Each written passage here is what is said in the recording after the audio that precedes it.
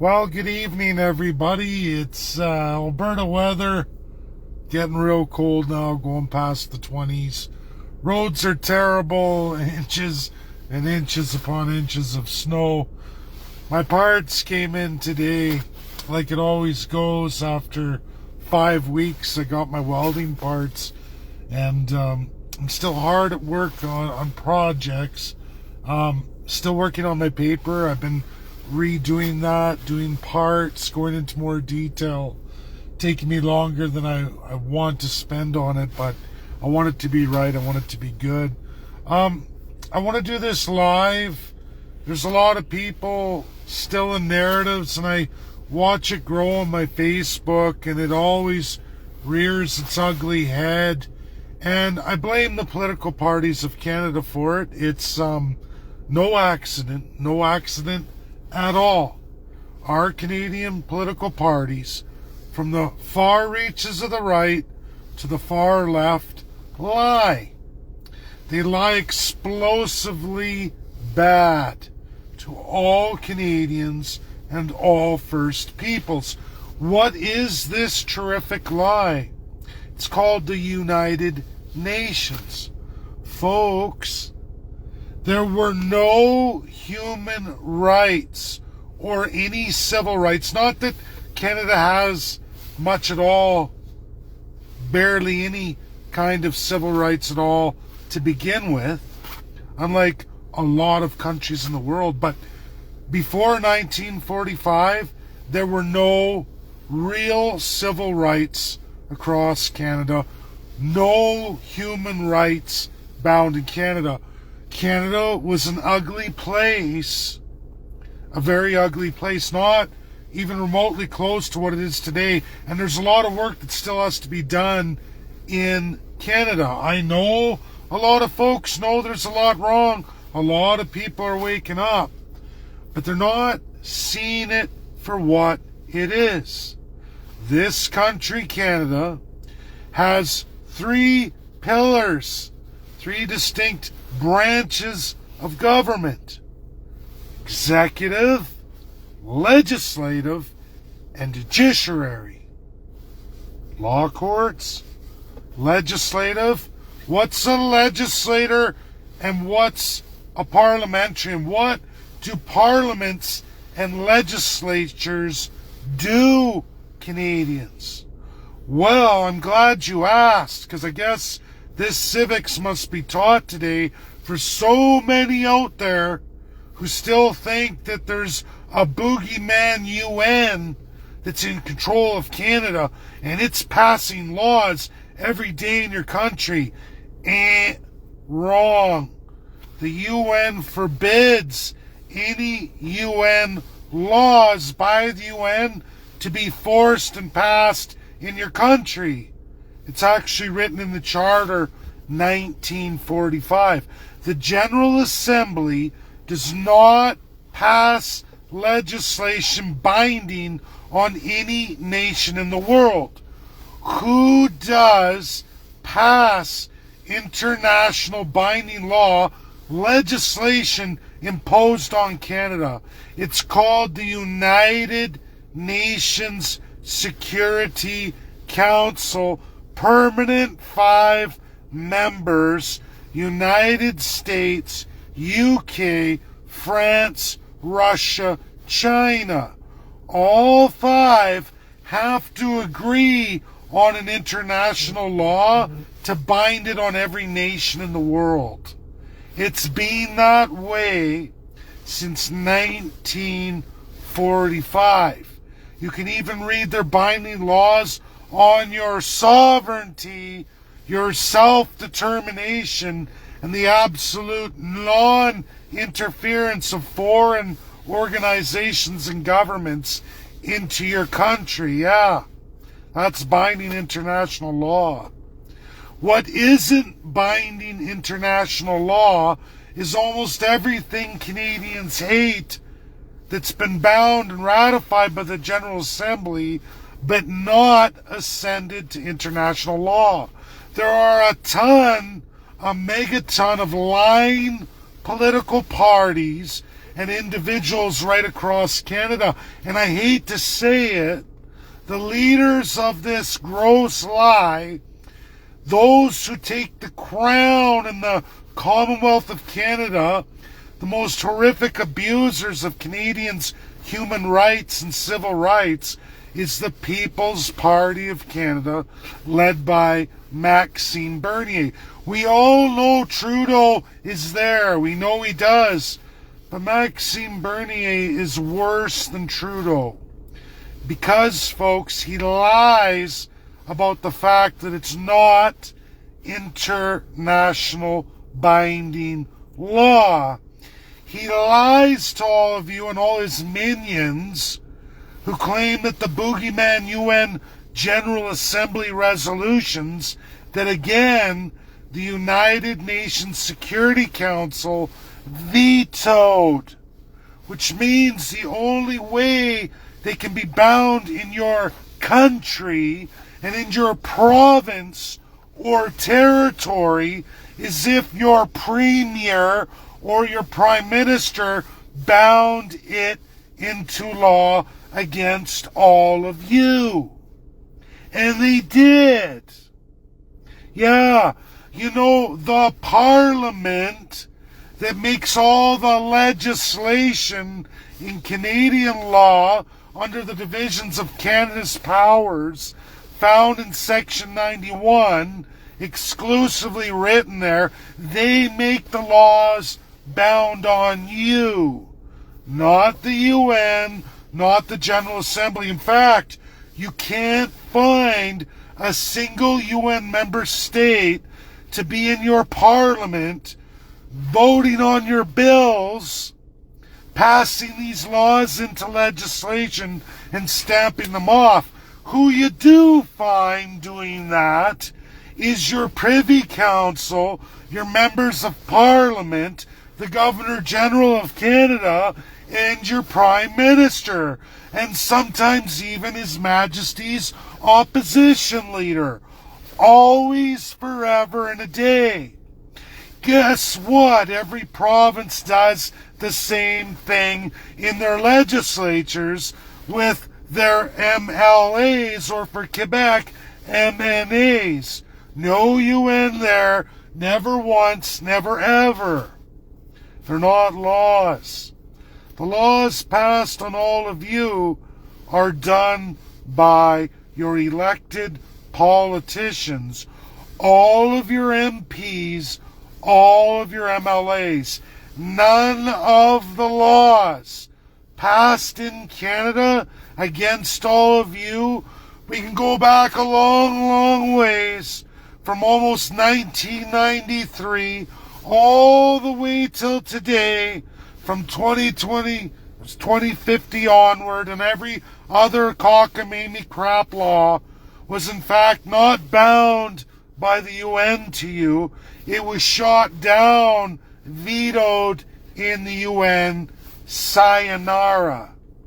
Your corrupt politicians took money from foreign organizations not registered officially with the UN, took money from these players attached to the designers of your Constitution who bound your politicians to their crown and got you to make them rich by giving them money to make them rich at absolutely your detriment and your expense.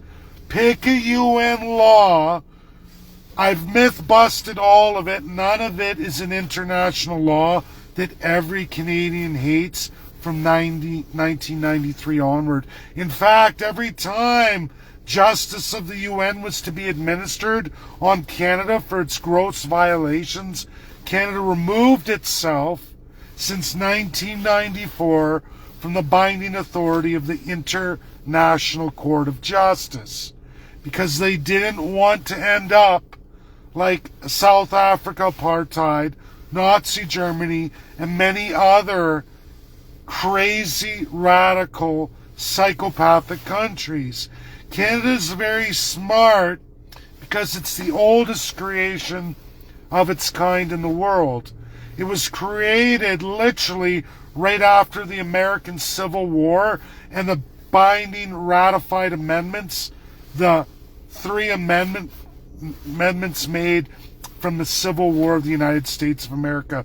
Canada lost its poop and said, oh, what are we going to do? The British Empire lost its poop because they were deathly afraid of what was America going to do now to its evil enemies around it, the colonials. And they quickly crafted the nation of Canada post the American Civil War and its three ratified amendments. Naturalization is there. The end of all subjectivity and savagery defined, and wealthy first-class citizens defined. It's called the Naturalization Treaties of the United States. I implore every Canadian to look at it. It was the same year Canada bound itself as a country. Russia sold Alaska to USA. Russia let go of Oregon to USA.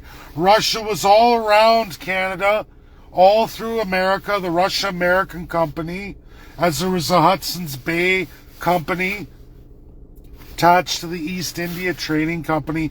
Canada was made a nation to block USA and to answer the new America post the Civil War, the free America, free of all definitions of savagery, subjects, and first-class divine elites. Canada made sure to bind that in international law. The corruption of the UN, of the General Assembly, and all the crazy laws.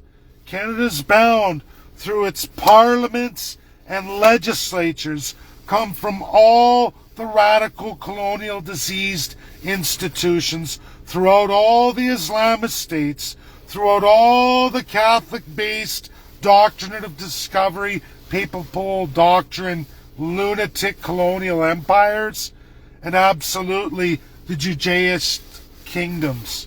Absolutely forever and a day. It's actually Judaism, Catholicism, and then Islam, because it doesn't really matter. All of those religions are bound to all the evil of the world today in the monarchical systems that still very much are alive and well today. You will find that it was Napoleon who created the crazy radical French Empire at its height, and he was also the crafter in his Napoleonic civil codes that led to the Islamist states today. Whoa, I bet you nobody figured that one out. It's there. It's in high academic institutions. Read much of it. It's a war on America. It's always been there. Who crafted this design first after the American Civil War? The new America, the free America, freedom for the entire world, that would poison the UN inside the General Assembly. Well, it would be Canada. Canada would be the first one. UK's British Empire design, 1867, with the 1876 Indian Act. Every single evil craft creation from even well before Nazi Germany, but the ones you really know, Nazi Germany, apartheid South Africa, and Zionist Israel, is all built exclusively in their legislation, warping them into that disease, are absolutely taken from Canada's 1867 codified, meaning in written, Constitutional Acts of Canada, and its crafting first ever 1876 Indian Act. You will find it rinse and repeat. 1933 Enabling Act, the Indian Asiatic Act of South Africa, which grew into apartheid off of those acts. And Israel, 1917, the basic laws imposed by who? The British Empire. Where did they get all these designs? Because all three of them got it from the British Empire. Where did they get it? Canada won 1867, and the UK's glorious Indian Act 1876. They have London's largest tower, Canada won, with a great big pyramid on the top. You want to talk conspiracies and all these, oh look, there's all these Illuminati. How is it that all these people with all these conspiracies can't see the Canada One place in London, the largest tower in London, called Canada One, the first design 1867, with its glorious Indian Act 1876, that's created every evil since the American Civil War 1865 concluded, 1867 binding amendments to change America and America's naturalization of human beings across the planet. How is it the USA crafts that, and then in the craft called Canada crafts the polar 180-degree opposite, codified for the first time in any monarchical system ever and forever and a day, is a blueprint for every evil regime in the world from then till today. And you want to know where all your crazy UN laws come that seemingly find Canada? Very well. Canada puts them in right away. Because Canada is the first evil design that all the others were crafted after. They just went way too far, way too radically crazy. Canada's held this power, this design, the longest running one of its kind in the world since America's War of Independence, and its enshrining of the new America with the 3 new amendments, 1867. Look at it, folks. You can't make this stuff up. Russia and USA were too busy at the time making major deals, not paying attention. The Naturalization Treaty of the United States of America was signed in 1870 with the British Empire. Canada was already a country in 1867.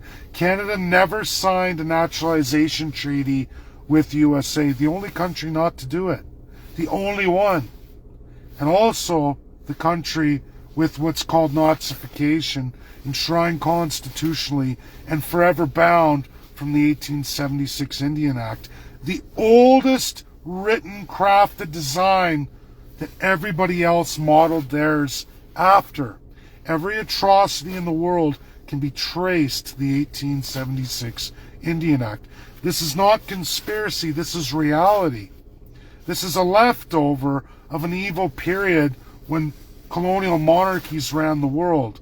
Colonial monarchies USA had to fight tooth and nail to remove. And I can tell you that at no other time in all of America's history, it's going to come out in my paper, it's never been written about, more Americans died, neighbor versus neighbor, in the Civil War than every single war America was in, with all the colonials plus World War I and II combined. In all their history, from the war, including the War of Independence, all the way up to World War II. Did you know that? Did you know that?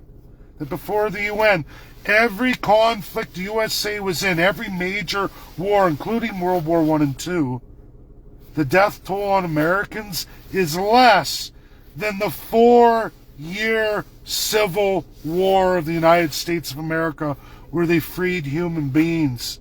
Removed first class, second, third class, and the savage class forevermore.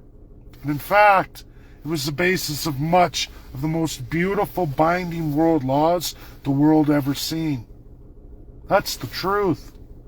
It's never talked about. Why? Because the world hates America. And America has lost itself. They've forgotten. Russia is lost. They've forgotten.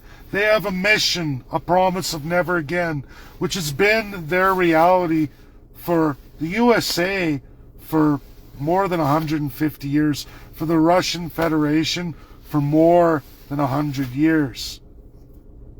It's sad. They've forgotten. They've been knocked off their trajectory. For a long period, they were on it. They haven't been that way for a while. They're getting corrupted by all the evil around them. And what is the numero uno source of that evil? I'm living in it. It's the country of Canada.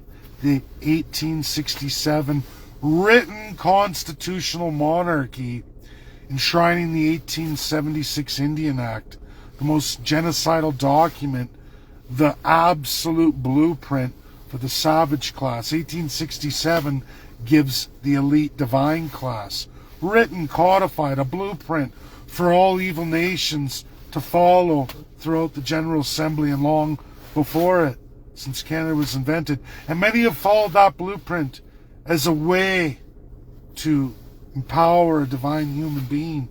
It's caused the worst of the worst armed conflicts in the history of the world, the worst of the worst genocides known to mankind, ever since Canada's codification by the most evil and grievous British Empire. You want to know what Britain, France, and Spain did to America during the Civil War, and why epic numbers of Americans lost their lives? Because the South was much smaller but heavily financed by all the colonials. All the colonials financed that against the majority northern states. Sound familiar? What about Russia and Ukraine? Does that sound familiar? This was done to the United States. And luckily, USA, all in its lonesome, persevered and enshrined the three amendments post-Civil War and went on to the rebuilding phase. And now, sadly today, we're in a resurgence phase. Canadians, the UN is not the corruption of your country. You're the corruption of the UN. We are uno numero one.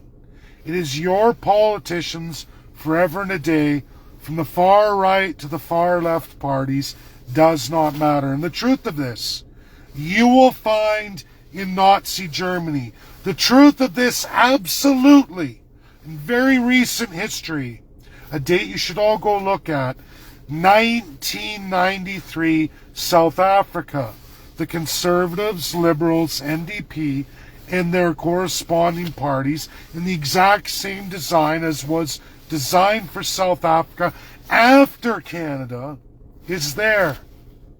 It's there.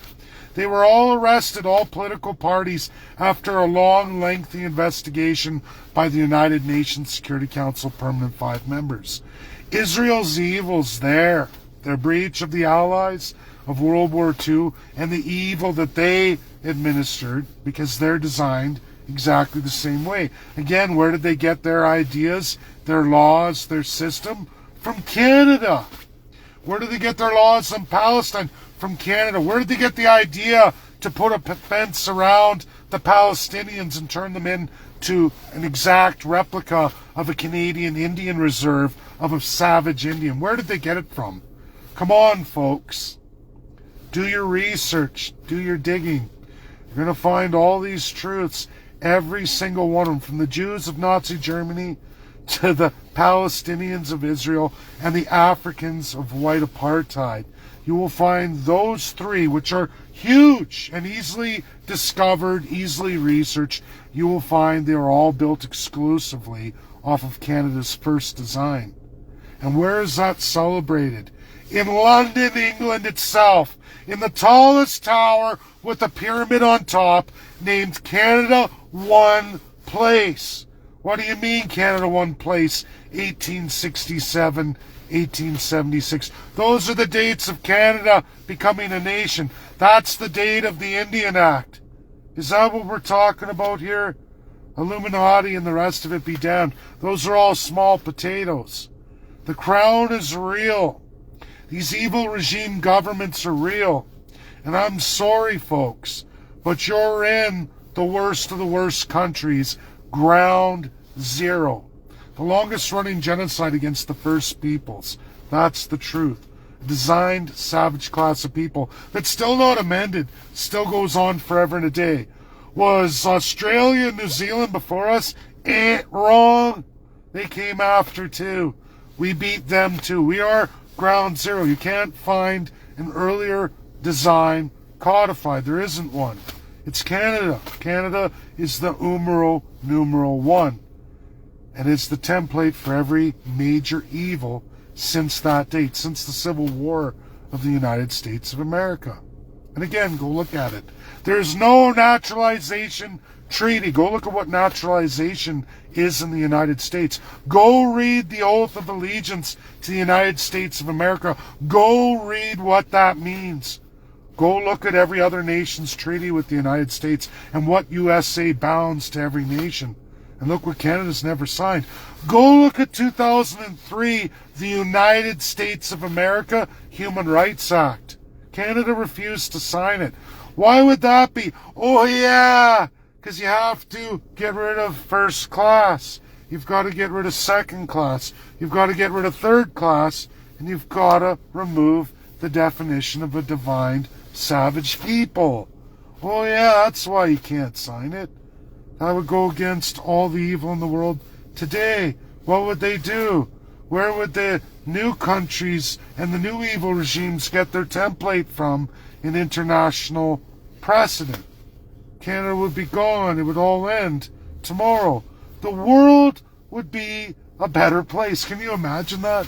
If nobody had a reference of precedent in international law existing today. Imagine if Canada's precedent disappeared and nobody could use that and say, well, Canada's got it, I'm going to do it too. Imagine if Canada was dismembered. South Africa was a monumental achievement. Was a monumental achievement by the Allies of World War II. And Israel will be a monumental achievement too. Mark my words, that's the next one up. They're going to lose in the ICJ. Precedents there. USA's incapable. The Democrats are incapable of vetoing for Israel. They're going to lose. The law is there. The precedent history of the Allies is there. USA will not destroy their credibility and rule of law for the entire world. Not only is it against everything that is America, it's against the Constitution and founding principles that is America and everything America has made and amended. There's no law that says America should do anything but that justice. And they won't. They won't. A president will take over and say, to the step aside there, Joe Biden, you bastard. They will. They will. It will happen, just like it happened for South Africa. But where would the best dismemberment and redesign that would affect all of the world? Well, that would be Canada. That would be Canada, and that would do a righteous amount of improvements on the world stage for so many nations and so many peoples. It would end genocides all over the world because you'd remove that template. It'd be gone, and nobody would be able to point the finger and say, look, they're allowed, they have it. And you wouldn't have allies going, don't reference that. We're going to veto you. No. That's my video. That's the truth. Don't listen to Canadians giving you propaganda. Again, if you didn't know this, you weren't taught in school as a wee little child, which is very sad. It's pathetic, really, that legislatures legislate your laws. Parliamentarians legislate your laws. That's it. Those are the two realms of making laws binding in Canada. Nobody else. Judiciary interpret laws. If you have evil UN laws in Canada, it's because the parliaments and the legislatures bound them to you. If you haven't figured that out, that it's the corruption of your politicians, I don't know what to tell you. You're the kind of people that I don't want following me. I want nothing to do with you, and I have to be blunt with that. Every so many years I have to do videos like this to purge the system. It's like a parasite. You got to go, because I don't want your crown-loving ass following me. Because if you haven't figured it out, I am most definitely not a liberal. I'm most definitely not a conservative. I'm most definitely not NDP. I'm not Green. I'm not PPC. I am most closely associated with the Republican, because I believe in we the people, equality of the person, power to the people. And until we get that, until we remove the crown, remove first, second, third class and a defined savage people and just have a we the people, and it's not on preferential treatment by your own merit and what you do and how you live your life and how you enrich everybody else. I don't want nothing to do with any of your programs. It's not for me, which means no political design in Canada or party system so far is ever going to be something I'm going to support. Because there's a lot better things out in the world. And the last thing I'd ever support is the Canadian model and its history in the world and its evil impact and all the evil atrocities so many have seen. The recent one being COVID and how the government narrated that, what you've seen and what they've done to people. And there are many, many, many genocidal examples that go way beyond it. And of course, the worst and longest running in all of Canadian history, still going on today, is the First Peoples of Canada. Numero uno one, the worst one, that should have everyone on edge, but it doesn't, because it's institutionalized. It's normal.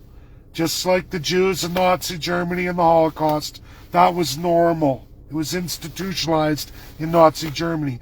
Just like South Africa apartheid, it was institutionalized. It was normal to catch a little black boy drinking out of a white fountain, string him up, cut open his testicular bag, and let him bleed out. That was normal in society. Just like it's normal for Zionists to blow up Palestinian women and children indiscriminately with what's called dumb bombs. Oh, there's a Hamas scene with a rifle running into an apartment building. Get out quick. Boom, boom, boom. Oh, well, we got him. 150 people blown away. We got him. No worries. Only 200,000, 300,000 more to go. Wake up, people. Wake up. It's been done throughout Canada's history many, many, many times against many, many peoples from all kinds of races, creeds, colors, and time periods in our history. Numero uno one, worst one. Canada's done it brutally. That's my video. Share, share, share. Educate as many as you can. God bless. Enjoy your night. It's cold. I turned off my heater so I could do this. It's like my windows are all frosted up and I gotta go grocery shopping. Love you all. Bye now.